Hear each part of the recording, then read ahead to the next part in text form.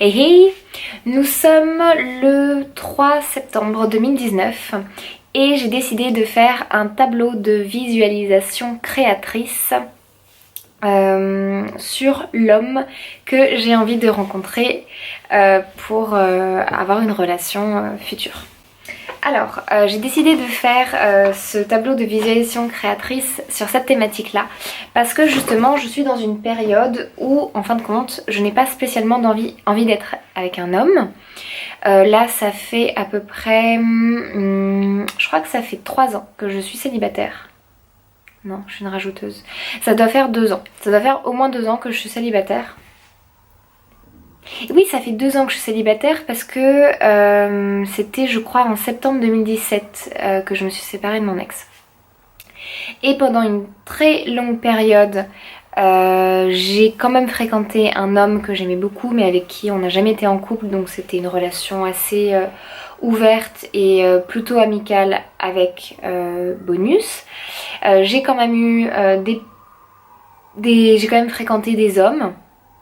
Mais ça n'a jamais en fait accroché au point qu'on ait envie d'être vraiment en relation. Et depuis que je suis au Danemark, donc depuis bientôt 1 an, depuis octobre 2018, j'ai eu quelques petites aventures, mais pareil, ça n'a jamais abouti à une vraie relation. Donc du coup, je considère que ça fait 2 ans que je suis célibataire. Et j'ai eu des phases où j'ai eu une montée de sentiments d'angoisse d'être seule et des phases où en fin de compte j'étais plus dans un rejet des hommes et j'avais vraiment envie d'être seule avec moi-même. Et aujourd'hui, je crois que je suis dans une phase où je suis très bien avec moi-même. Je n'ai pas besoin d'un homme maintenant. Je n'ai pas envie d'être dans une relation maintenant. Je suis très bien comme je suis dans ma vie. Mais je ne suis plus non plus dans une phase de rejet des hommes. Et je me prépare doucement à me dire que je vais pouvoir me réouvrir à une relation amoureuse avec un homme. Et je commence à me préparer mentalement à l'idée d'être dans les bras d'un homme, de partager des moments de complicité avec un homme, même si je ne suis pas dans ce besoin immédiat et je crois que je peux très bien attendre encore 6 mois, 1 an avant que ça se passe. Et je me suis dit que c'était le bon moment justement pour faire ce tableau de visualisation créatrice. Donc très rapidement, le principe c'est qu'en fait, on va le faire ensemble, mais le principe est de fixer en fait un objectif central et ensuite de faire 8 branches et de mettre 8 critères qui correspondent à l'objectif. Et je pense que c'est très important, comme je te l'ai expliqué donc dans la vidéo précédente, je pense que c'est très important de le faire parce que ça permet de bien mettre en place ces idées de qu'est-ce que je veux. Et du coup, ça me permettra de être plus attentive aux signaux en fait extérieurs. Et si jamais je rencontre une personne qui je sens correspond à mes critères, ça sera déjà prédéfini dans mon esprit que ça sera une personne vers qui j'ai envie d'aller et vers qui éventuellement j'ai envie d'essayer d'avoir une relation avec cette personne. Et je pense aussi que c'est le bon moment pour moi de faire ce tableau de visualisation créatrice sur cette thématique-là parce que j'ai pendant longtemps été dans une dynamique où je ne me sentais pas suffisamment bien, où je me disais que je ne méritais pas en fait un homme bien parce que je ne m'aimais pas assez. Et maintenant, après 2 ans et demi, 3 ans de travail sur moi, de développement personnel, de psychologie, de remise en question, je pense que j'ai atteint un niveau où vraiment je m'aime, en fait j'aime la personne que je suis, sincèrement. Et du coup, je me sens enfin dans la posture où je me dis que je mérite un homme bien pour moi. Et je te l'ai expliqué plus en détail dans la vidéo qui est sortie la semaine dernière, où je t'expliquais un peu plus en détail les tenants et les aboutissants de ce tableau. Et du coup, c'est parti, on va faire ce tableau ensemble. Et donc je vais t'expliquer quels sont mes critères et pourquoi je te mets ces critères-là d'un homme bien pour moi. Alors, petit avertissement, je ne dis pas que toutes les personnes qui ne correspondent pas à ce tableau, homme ou femme, ou intersexes, ne sont pas des gens bien. Je pense qu'il y a énormément de gens bien, je pense que la plupart des gens sont des gens bien et même si les gens ne respectent pas exactement toutes mes valeurs et tous mes critères, c'est pas pour autant que ce sont des gens pas bien ou des gens mauvais, je ne suis pas du tout en train de dire ça. C'est simplement que je choisis l'homme avec qui je vais être en relation affective, en relation intime et du coup en fait, vu que j'ai le choix, contrairement à par exemple mes collègues, je ne les choisis pas, ma famille, je ne les choisis pas, mon entourage, je ne les choisis pas tout le temps. Mais j'ai décidé que mon entourage proche sera ultra sélectionné. Et plus ça sera dans mon cercle intime, plus ça sera ultra sélectionné. Donc, pour faire un tableau de visualisation créatrice, je vais juste dire tableau maintenant parce que c'est trop compliqué pour moi de dire la suite. Il faut d'abord que tu écrives... Vas-y, écrive. Il faut d'abord que tu notes au centre l'objectif en fait. Une phrase centrale qui va être l'idée principale. Donc moi, dans l'idée principale, j'ai mis « Je mérite un homme bien ». Un homme bien pour moi. Petite parenthèse, je te mets en barre juste en dessous une vidéo de Laetitia de la chaîne Le Corps, la Maison et l'Esprit que j'aime beaucoup, comme tu le sais si tu regardes mes autres vidéos, qui explique justement comment trouver un homme bien et j'ai adoré cette vidéo, elle m'a énormément inspirée pour intégrer la notion de qu'est-ce que c'est qu'un homme bien pour moi. Voilà. Et en fait, à chaque fois que tu notes quelque chose à l'écrit, il faut associer une image. Et ça m'arrange bien parce que moi l'écriture, quand un mot est écrit, ça ne me parle pas particulièrement. Par contre les images, ça me parle plus. Ça me permet de mieux visualiser. Parce que le but de ce tableau, c'est de vraiment pouvoir visualiser tes objectifs. Et donc du coup, j'ai choisi cette image d'un petit couple heureux. Je sais pas si tu as remarqué, mais l'idée principale, j'ai encadré cette idée principale par un hexagone, donc avec 8 coins. Et en fait, chaque coin, on va faire partir une ligne, une idée. Et tu vas voir, on va remplir les idées avec des phrases, avec des mots et avec des images.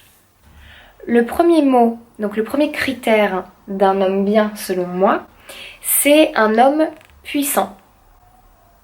Je sais pas si tu peux lire, mais en tout cas, il n'y a marqué que puissant sur ce petit papier. Pour l'image, je me suis fait plaisir. C'est une image de la pub Invictus parce que je trouve que cette pub a vraiment une énergie puissante. Tu vois, c'est vraiment le truc que je ressens dans cette pub.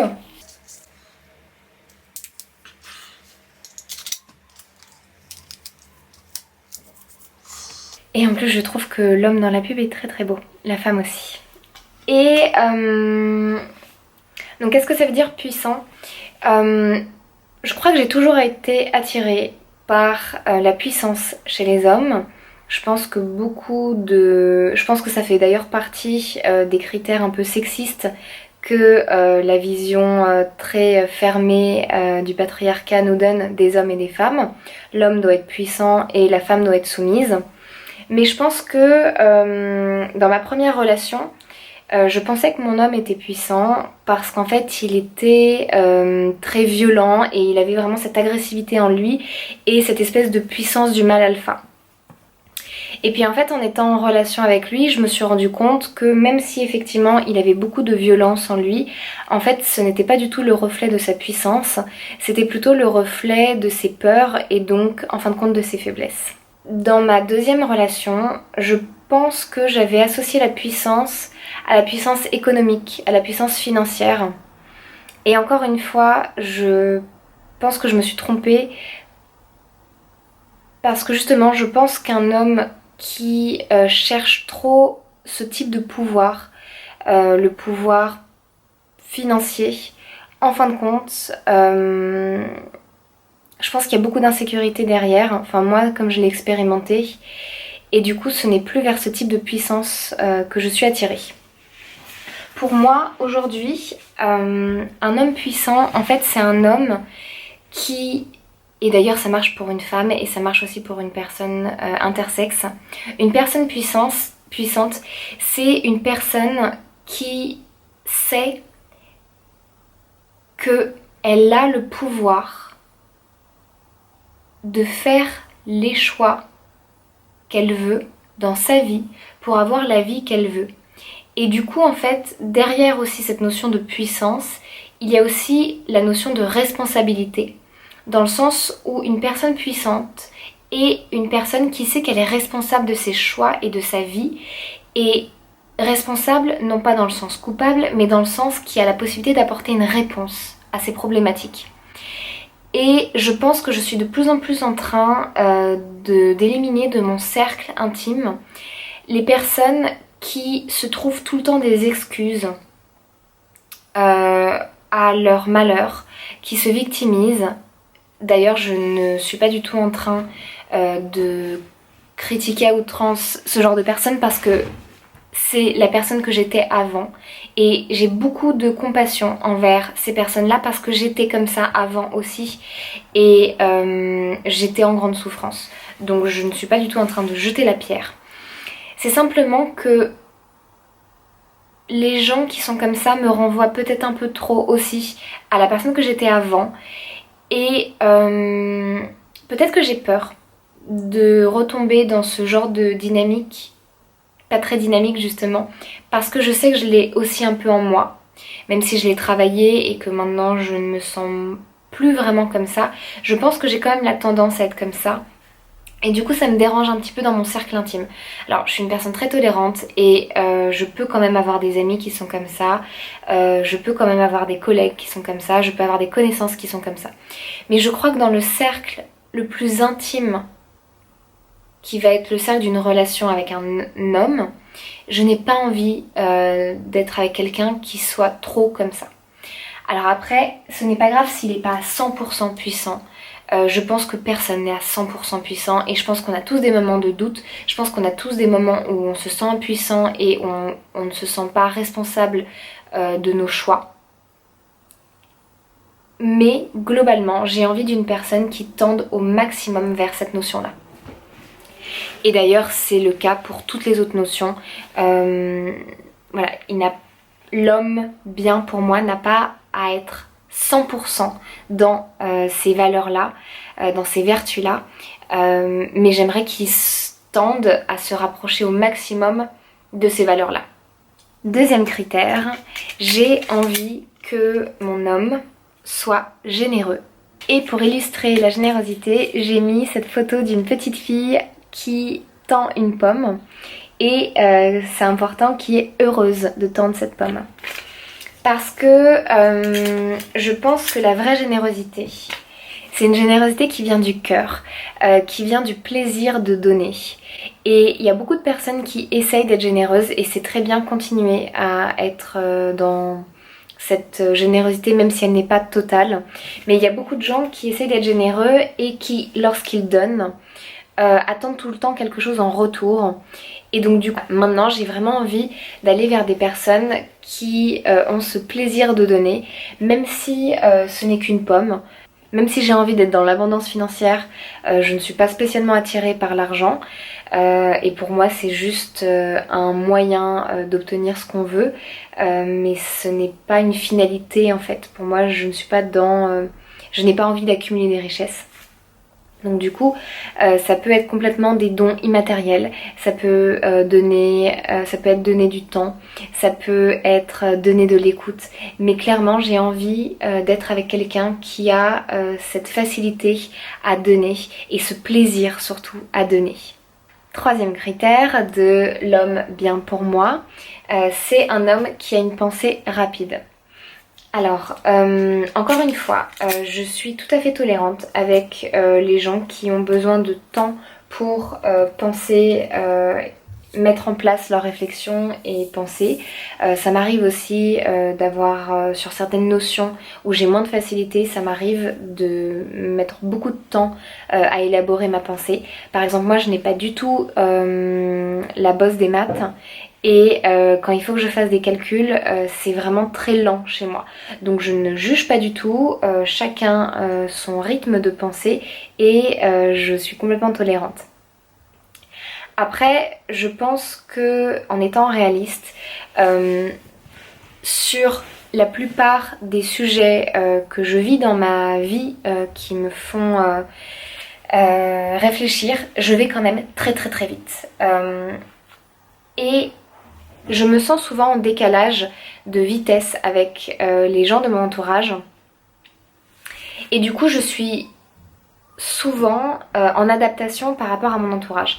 Parce que je considère que si quelqu'un a plus de facilité qu'une autre personne, c'est la personne qui a plus de facilité qui doit se mettre au niveau de la personne qui a le moins de facilité. Et donc du coup, je suis très très souvent en adaptation par rapport à mon entourage parce que je n'ai pas envie de les saouler, parce que je n'ai pas envie de les faire se sentir mal. Mais encore une fois, dans mon cercle très très proche, dans mon cercle intime, je suis entourée de personnes chez qui ça va très vite. Et d'ailleurs, mes actuelles 3 meilleures amies, je leur fais un gros bisou si elles passent par là. Johanna, Gabrielle et Mathilde sont des femmes merveilleuses chez qui ça va très vite, qui intègrent les nouvelles notions très rapidement. Et c'est ça aussi que j'aime chez elles, même s'il y a plein d'autres choses que j'aime chez elles. Et en fait, si j'ai envie de te raconter tout ce que j'aime chez elles, eh bien, je pense qu'il faudrait que je te fasse une vidéo pour chacune d'elles, tellement que ça pourrait être long. Et encore une fois, dans mon cercle très intime, j'ai envie d'être avec une personne pour qui ça va vite, parce que, mine de rien, m'adapter, ça me demande beaucoup d'énergie. Et du coup, j'ai envie d'être avec une personne avec qui je n'aurai pas besoin de m'adapter au niveau de mon... où je n'aurai pas besoin de beaucoup m'adapter dans mon rythme de pensée et de parole. Et pour visualiser cette personne, j'ai mis Einstein. Au début, quand j'ai cherché pendant longtemps quand même une image qui pouvait représenter ce que je voulais dire. Et je trouvais pas. Et j'ai fini par me résigner à mettre Einstein. Et j'avoue que j'ai eu un peu honte. Et je me suis dit, oh quand même, t'abuses pas un petit peu. Mais très honnêtement, j'ai envie de viser haut.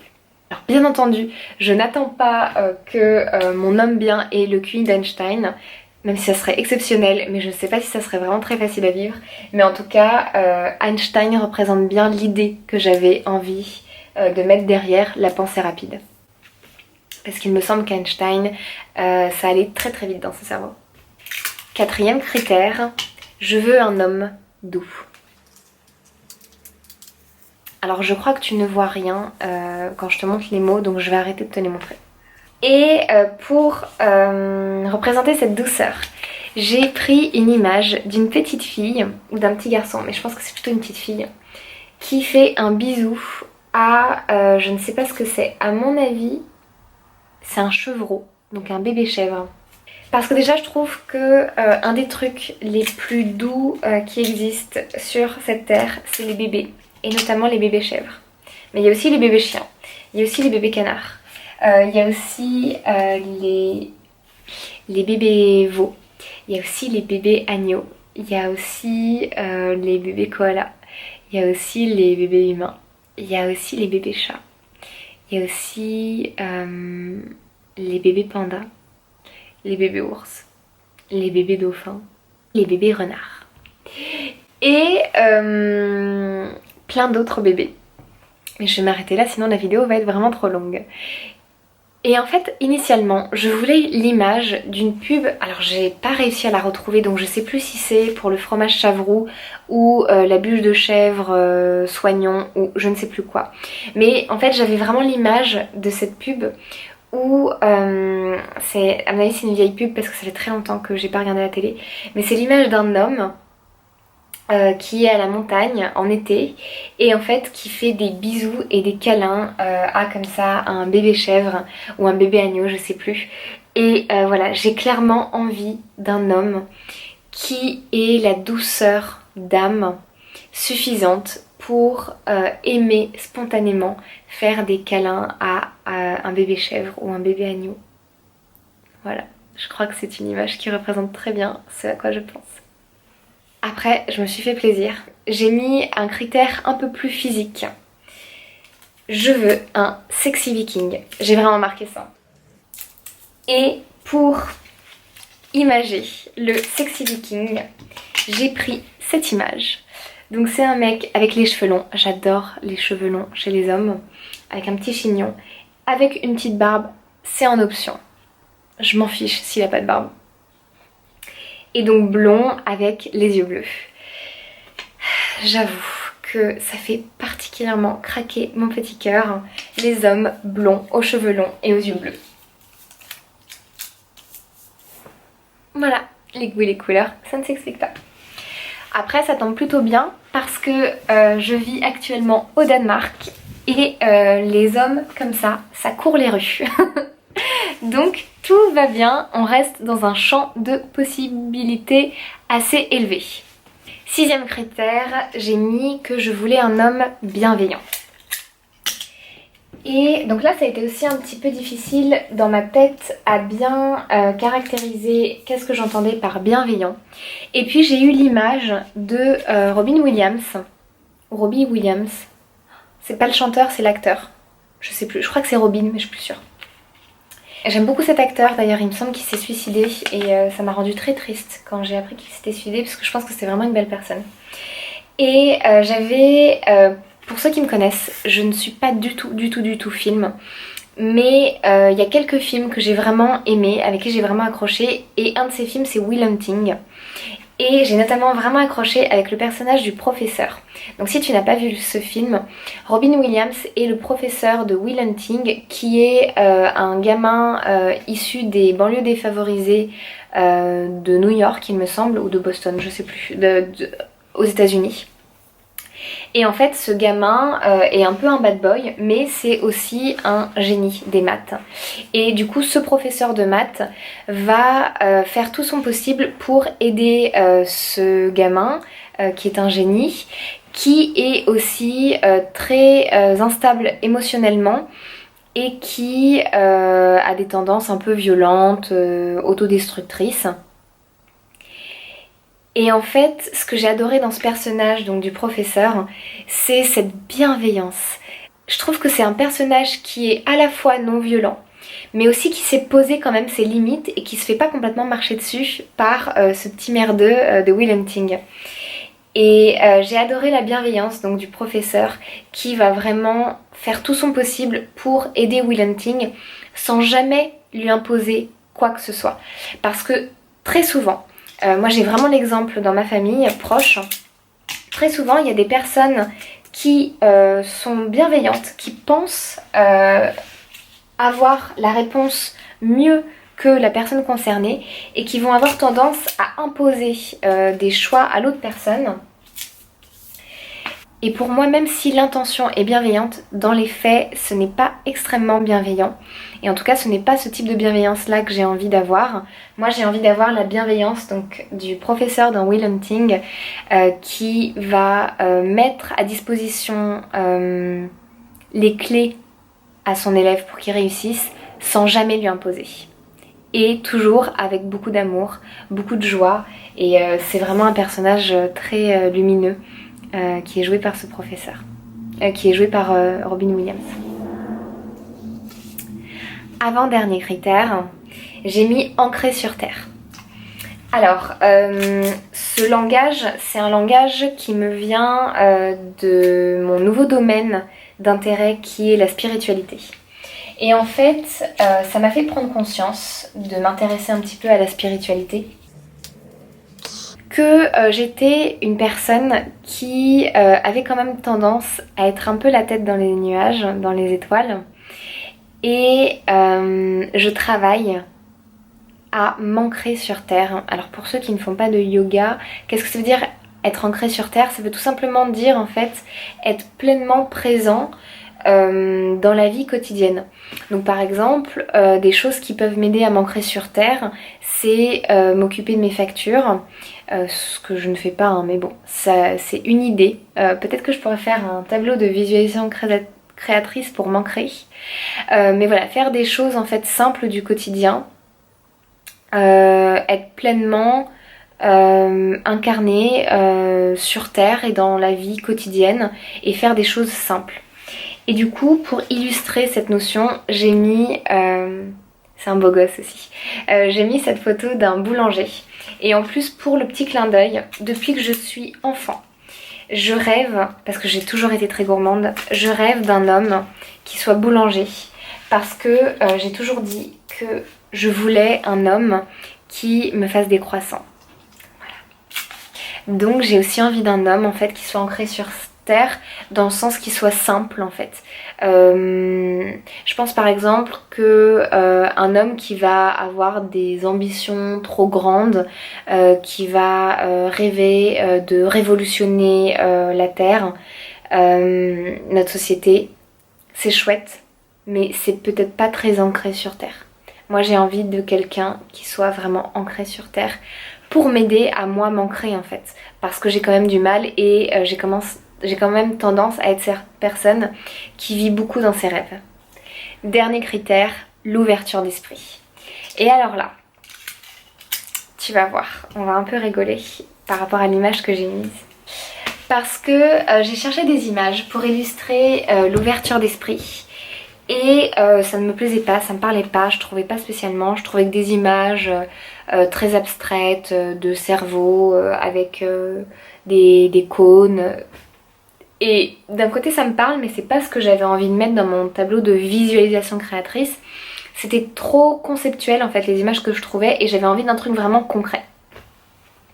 Du coup j'ai essayé de trouver des exemples de personnes que je trouvais ouvertes d'esprit. Donc au début j'ai cherché des personnes célèbres dans la sphère médiatique et j'ai pas trop trouvé. Alors je dis pas qu'il y en a pas, mais c'est juste que ça m'a pas traversé l'esprit en fait assez rapidement.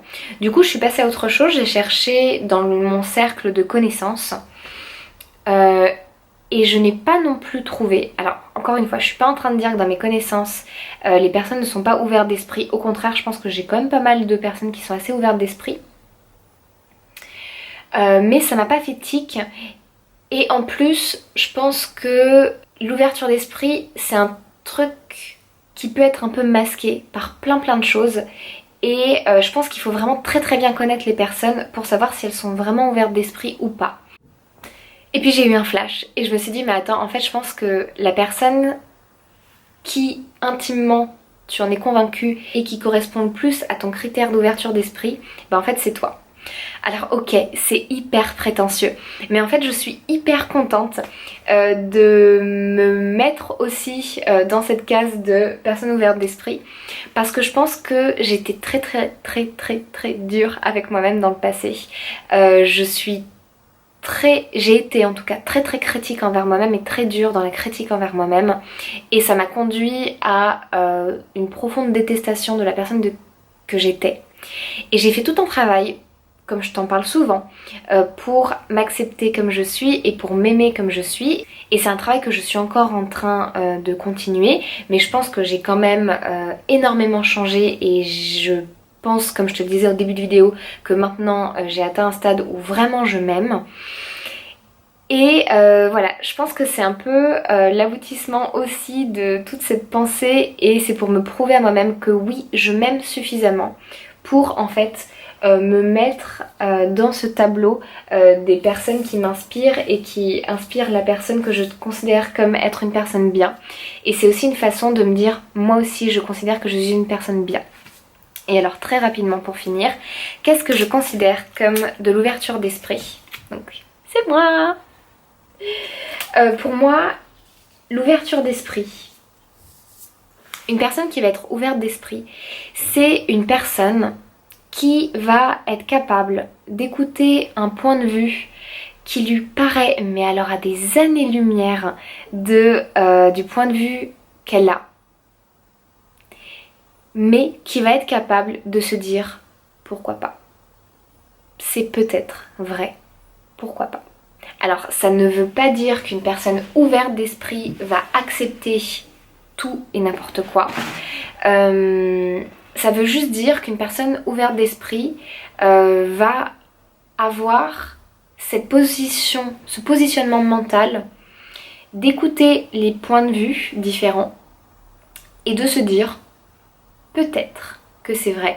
Et c'est vrai que moi je me dis tout le temps, j'adore discuter avec des personnes qui ont des points de vue différents du mien. Alors attention, j'anticipe, point de vue constructif. Les personnes qui sont juste dans les émotions négatives, qui vont juste être ultra violents verbalement, là, moi je ne suis pas du tout tolérante avec ça. Et d'ailleurs, la tolérance et l'ouverture d'esprit, ce ne sont pas les mêmes choses. J'ai décidé d'être intolérante à la violence et à la critique inutile. Par contre, je pense être très ouvert d'esprit dans le sens où les personnes qui vont avoir un point de vue argumenté, construit et que j'arrive à comprendre, mais je vais faire beaucoup d'efforts pour essayer de le comprendre, même si ce point de vue est opposé au mien, je vais tout le temps essayer d'être dans la posture d'écoute par rapport à ce point de vue et d'essayer de comprendre et d'essayer de me dire pourquoi pas, c'est peut-être vrai. Même si j'ai tout à fait le droit de me dire que moi ça ne résonne pas avec ma réalité, je pense qu'il y a toujours un petit peu de vérité dans ce que les gens disent et je pense que la vérité est disséminée dans tous les points de vue. Et ça me fait plaisir de terminer là-dessus parce que très sincèrement, je reviens de loin et pour arriver à dire ça en toute sérénité et en le pensant sincèrement, je peux dire que j'ai fait un très très gros travail sur moi-même. Alors que fondamentalement, je pense sincèrement que je suis une personne ouverte d'esprit et en fin de compte, je n'ai pas besoin d'aller chercher très loin pour me trouver des exemples de moments de ma vie où j'ai fait preuve d'ouverture d'esprit. Et c'est tout. J'ai pris beaucoup de plaisir à faire ce tableau de visualisation créatrice. Je te rappelle que nous sommes en septembre 2019 et donc maintenant, le schéma mental dans lequel je suis censée me mettre, c'est oublier tout ça, ne pas du tout être dans la recherche d'un homme, et ça me va tout à fait parce que comme je te l'ai dit au début, je n'ai pas besoin d'un homme pour l'instant, mais de regarder quand même de temps en temps ce tableau pour me remémorer mes critères, pour les réintégrer et toujours regarder ce tableau avec amour et jamais avec peur, avec tristesse, avec des sentiments négatifs, que des sentiments positifs quand je regarde ce tableau. Et peut-être qu'un jour, un homme qui correspond à ces critères rentrera dans ma vie et je serai prête à le faire entrer dans ma vie. Je t'embrasse fort. Dis-moi si tu fais aussi des tableaux de visualisation créatrice. Envoie-moi des photos si tu en fais. Ça m'intéresse de voir les tableaux des autres. Et je te dis à bientôt pour une nouvelle vidéo.